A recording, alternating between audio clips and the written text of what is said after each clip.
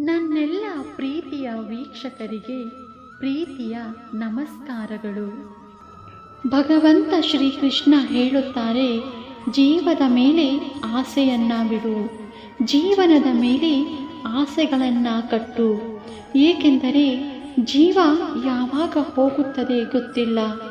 ಆದರೆ ನಿನ್ನ ಜೀವ ಇರುವ ತನಕ ನಿನ್ನದೇ. ಜೀವಕ್ಕಿಂತ ಜೀವನ ಮುಖ್ಯ. ಸಮುದ್ರ ಎಲ್ಲರಿಗೂ ಒಂದೇ, ಆದರೆ ಈಜು ಬಂದವನಿಗೆ ಮುತ್ತುಗಳು ಸಿಗುತ್ತವೆ, ಬಲೆ ಹಾಕಲು ಬಂದವನಿಗೆ ಮೀನುಗಳು ಸಿಗುತ್ತವೆ, ನಿಂತು ನೋಡುವವನ ಕಾಲು ಮಾತ್ರ ಒದ್ದೆಯಾಗುತ್ತವೆ. ಜೀವನ ಕೂಡ ಇಷ್ಟೇ, ಎಲ್ಲರಿಗೂ ಒಂದೇ.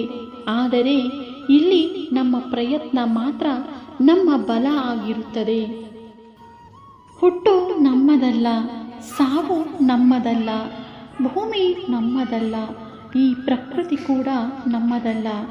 ಆದರೆ ನಮ್ಮದು ಅಂತ ನಮ್ಮ ಜೊತೆ ಇರುವುದು, ಉಳಿಯುವುದು ಕೇವಲ ನಂಬಿಕೆ ಮತ್ತು ಸ್ನೇಹ ಮಾತ್ರ. ಈ ಬದುಕು ಬೊಗಸೆಯಲ್ಲಿ ಹಿಡಿದಿಟ್ಟ ನೀರಿನಂತೆ, ಬಸಿದು ಹೋಗುವ ಮುನ್ನ ಬಳಸಬೇಕು ಪ್ರತಿ ಕ್ಷಣ ವ್ಯರ್ಥವಾಗದಂತೆ. ಪ್ರಭಾವ ನೋಡಿ ಹತ್ತಿರ ಬರುವ ಜನರಿಗಿಂತ ಸ್ವಭಾವ ನೋಡಿ ಹತ್ತಿರ ಬರುವವರೇ ನಮ್ಮ ನಿಜವಾದ ಹಿತೈಷಿಗಳು. ನೀವು ಮನೆಯಿಂದ ತೆಗೆದುಕೊಂಡು ಹೋದ ಬಾಳೆಹಣ್ಣು ಬರೀ ಬಾಳೆಹಣ್ಣಾಗಿತ್ತು. ಅದೇ ಹಣ್ಣು ದೇವರ ಗುಡಿಯೊಳಗಿಟ್ಟು ಹೊರತಂದಾಗ ಪ್ರಸಾದವಾಗಿತ್ತು. ಹಣ್ಣು ಬದಲಾಗಲಿಲ್ಲ, ನೋಡುವ ಕಣ್ಣು ಬದಲಾಯಿತು. ದೃಷ್ಟಿ ಸರಿ ಇದ್ದರೆ ಸೃಷ್ಟಿ ಎಲ್ಲ ಸರಿ ಇರುತ್ತದೆ. ಈ ಲೋಕದಲ್ಲಿ ಜೀವವು ಸ್ಥಿರವಲ್ಲ, ಹಾಗೆಯೇ ಧನ, ಯೌವನ, ಮಕ್ಕಳು, ಹೆಂಡತಿ ಈ ಯಾವುದೂ ಸ್ಥಿರವಲ್ಲ. ಆದರೆ ಎರಡು ಮಾತ್ರ ಸ್ಥಿರವಾಗಿ ಉಳಿಯುತ್ತವೆ. ಒಂದು ಧರ್ಮ, ಇನ್ನೊಂದು ಕೀರ್ತಿ. ಜೀವನದಲ್ಲಿ ಸದಾ ನಗುವುದನ್ನು ಕಲಿತು ಬಿಡು. ಎಷ್ಟು ಅಂದರೆ ನೋವಾದಾಗಲೂ ಕಣ್ಣೀರಿನ ಬದಲು ತುಟಿಗಳ ನಡುವೆ ಮುಗುಳ್ನಗೆ ಮೂಡುವಷ್ಟು. ನಿನ್ನ ಮನಸ್ಸನ್ನು ಬದಲಾಯಿಸಿಬಿಡು.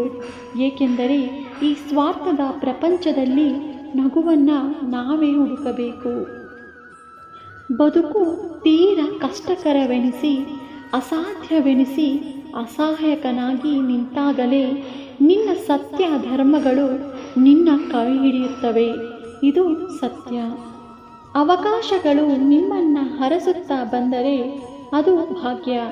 ಆದರೆ ನೀವು ಕುಳಿತಿರುವಲ್ಲಿಗೆ ಗೆಲುವು ಹರಸಿಕೊಂಡು ಎಂದೂ ಬರುವುದಿಲ್ಲ. ಗೆಲುವನ್ನು ಅರಸುತ್ತಾ ಹೋಗುವ ಬದಲು ನಿಷ್ಠೆಯಿಂದ ಶ್ರಮಪಟ್ಟರೆ ಗೆಲುವು ಸಾಧಿಸುವ ಸಮಯ ಬೇಗ ಹತ್ತಿರ ಬರುತ್ತದೆ. ಸಂತಸವನ್ನು ಹಂಚಿಕೊಂಡರೆ ಅದು ದುಪ್ಪಟ್ಟಾಗುತ್ತದೆ. ದುಃಖವನ್ನು ಹಂಚಿಕೊಂಡರೆ ಅದು ಅರ್ಧದಷ್ಟು ಕಡಿಮೆಯಾಗುತ್ತದೆ. ಆದ್ದರಿಂದ ಸುಖ ದುಃಖ ಎರಡನ್ನ ಹಂಚಿಕೊಳ್ಳಲು ಮರೆಯದಿರಿ. ಒಳ್ಳೆಯವರ ಶಾಪ ಒಳ್ಳೆಯದಲ್ಲ, ಎಚ್ಚರಿಕೆ.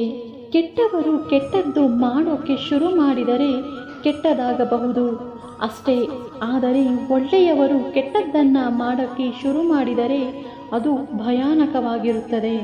ನಮ್ಮವರು ಎಂದು ನಮ್ಮ ಜೊತೆಗಿದ್ದು ಮೋಸ ಮಾಡುವ ಕೆಟ್ಟ ಜನರ ನಡುವೆ ನಾವು ಅತಿಯಾಗಿ ನಂಬಬೇಕಾಗಿರುವುದು ಆ ಭಗವಂತನನ್ನು ಮಾತ್ರ.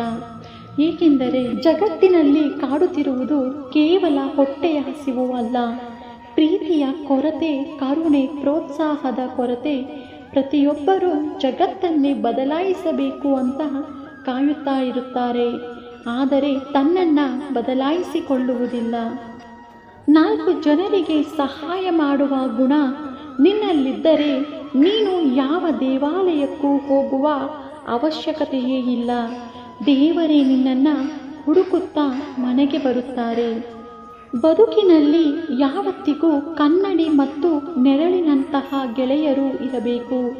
ಕನ್ನಡಿ ಯಾವತ್ತಿಗೂ ಸುಳ್ಳು ಹೇಳುವುದಿಲ್ಲ, ನೆರಳು ಯಾವತ್ತಿಗೂ ನಮ್ಮನ್ನು ಬಿಟ್ಟು ಹೋಗುವುದಿಲ್ಲ.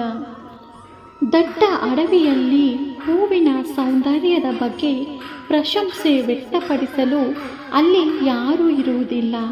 ಹೀಗಿದ್ದರೂ ಹೂವುಗಳು ಅರಳುವುದನ್ನು ನಿಲ್ಲಿಸುವುದಿಲ್ಲ. ಅದೇ ರೀತಿ ನಮ್ಮ ಕೆಲಸದ ಬಗ್ಗೆ ಯಾರೊಬ್ಬರು ಪ್ರಶಂಸೆಯನ್ನು ವ್ಯಕ್ತಪಡಿಸದಿದ್ದರೂ ಅದನ್ನು ನಾವು ನಿಷ್ಠೆಯಿಂದ ಮುಂದುವರಿಸಬೇಕು. ಈ ವಿಡಿಯೋ ನೋಡಿದ್ದಕ್ಕಾಗಿ ಧನ್ಯವಾದಗಳು. ಈ ವಿಡಿಯೋ ನಿಮಗೆ ಇಷ್ಟ ಆಗಿದ್ದರೆ ದಯವಿಟ್ಟು ನನ್ನ ಚಾನಲ್ನ ಸಬ್ಸ್ಕ್ರೈಬ್ ಮಾಡ್ಕೊಳ್ಳಿ, ಶೇರ್ ಮಾಡಿ, ಲೈಕ್ ಮಾಡಿ ಮತ್ತು ಕಮೆಂಟ್ ಮಾಡಿ. ಮತ್ತೆ ಇದೇ ರೀತಿಯ ಸ್ಫೂರ್ತಿದಾಯಕ ವಿಡಿಯೋಗಳೊಂದಿಗೆ ಭೇಟಿಯಾಗೋಣ.